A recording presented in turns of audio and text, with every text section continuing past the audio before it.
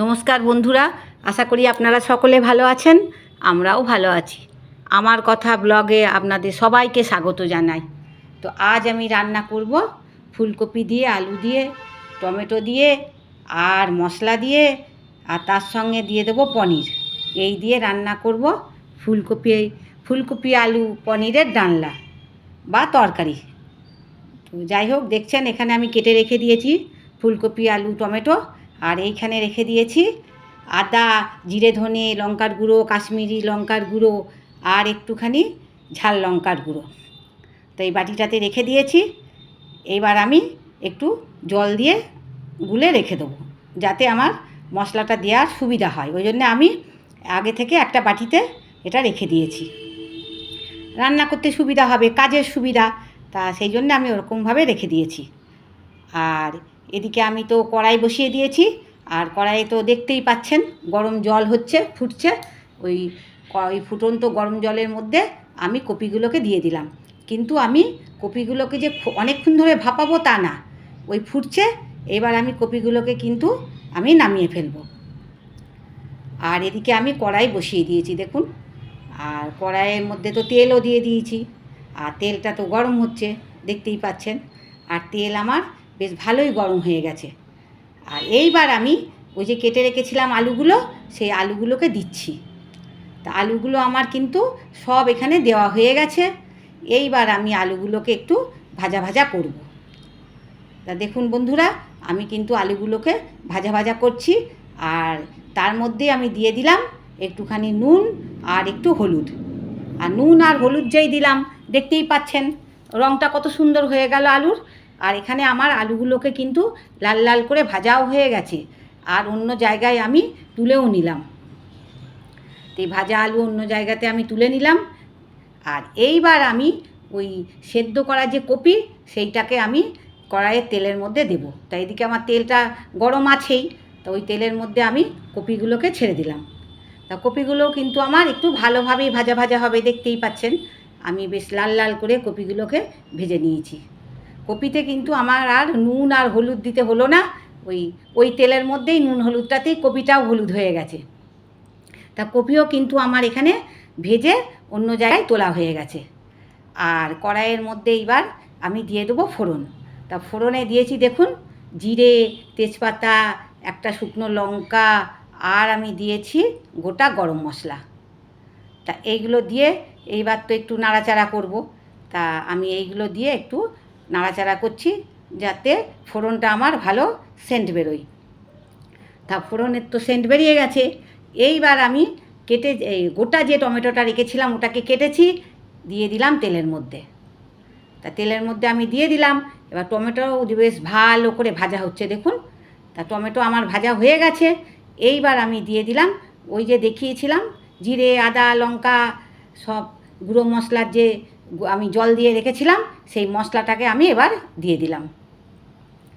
তাই এখানে আমি মশলাটাও কিন্তু ভালো করে কষবো। দেখুন বন্ধুরা, আমার কিন্তু মশলাটা ভালোভাবে কষানো হয়ে গেছে।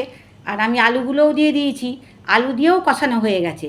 আমি এইবার দিয়ে দিলাম আমার পরিমাণ মতো জল। তা এইবার আমার জল দেওয়া হয়ে গেছে। আর আপনারা আপনাদের পরিমাণ মতন জল দেবেন। আর আমি জল দেওয়ার পরে আমি দিয়ে দিলাম একটু নুন, আর আমি দিয়ে দিয়েছি চিনি। নুন আর চিনি আমি পরিমাণ মতন দিয়ে দিলাম। দিয়ে এইবার একটুখানি আমি ওইটাকে ঘুলিয়ে নিলাম। এইবার আমি একটা ঢাকা দিয়ে দিচ্ছি। তো আমার তো ঢাকা দেওয়া হয়ে আছে, ওদিকে তরকারিটা রান্না চলছে। আর এখানে যে সাদা দেখছেন, এটা কিন্তু পনির। এই পনিরটাকে এইবার আমি কাটবো। তা দেখুন আমি কিন্তু পনিরটাকে কেটে নিলাম।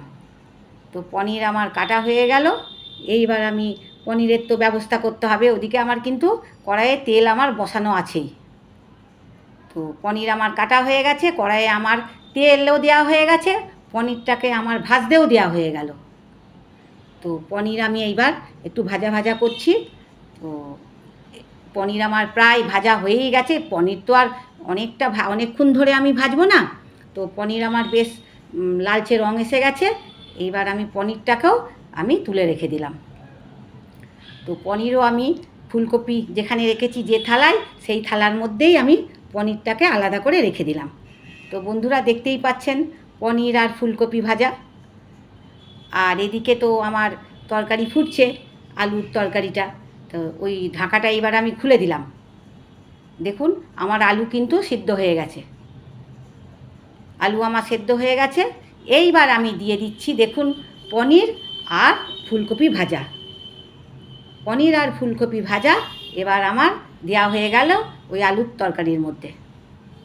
এইবার একটু ভালো করে নাড়াচাড়া করছি, আর নাড়াচাড়া করে নিয়ে এবার কিন্তু আমি আরেকটু ফোটার জন্যে আর একবার আমি ঢাকাটা দিয়ে দেবো, যাতে পনির আলু ফুলকপি সব ভালোভাবে আর একবার ফুটে যায়। তো এখানে বন্ধুরা দেখছেন আমি কিন্তু ঢাকাটা দিয়ে দিলাম, আর ঢাকাটা আমার খোলা হয়ে গেছে এইবার। তো রান্না তো প্রায় আমার বুঝতেই পাচ্ছেন প্রায় শেষের মুখেই আমার রান্না।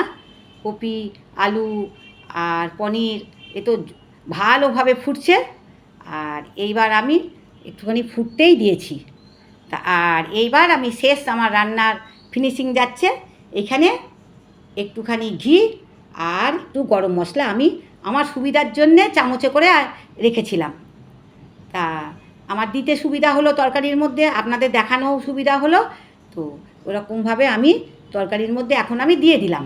এটা সবই হচ্ছে নিজের সুবিধা মতন কাজ করে নেওয়া। তো বন্ধুরা দেখুন আমার ফুলকপি আলু আর পনিরের ডালনা তো হয়ে গেল, আর এখানে আমি আরেকটু ঢাকাটা দিয়ে দিয়েছি। তো এবার আমার তো রান্না তো শেষ হয়ে গেছে। এইবার আমি একটা বাটিতে তুলে রেখে দিয়েছি। তো আমার বাটিতে তোলা হয়ে গেছে, আর সেটাই আমি এখন দেখাচ্ছি। আর তো বিশেষ কিছু নেই, আপনারাও এরকম করে রান্না করবেন, দেখবেন খেতে ভালোই লাগে। আর ফুলকপিটা আমার অনেক দিন বাদেই খাওয়া হলো, প্রায় 4-5 মাস বাদেই ফুলকপি এলো। তো বেশ ভালোই লাগলো, আর ওই জন্য আমি একটু ভাপিয়ে নিলাম। তো আপনারাও এরকম ভাপিয়ে নিয়ে করবেন রান্নাটা, বা আপনারা ভাপিয়ে নিয়ে করেন রান্না, সেটা আমিও বুঝতে পারছি, তবুও বললাম। তো বন্ধুরা আবার অন্য কোনো রান্নায় দেখা হবে, আজকে তাহলে আসি।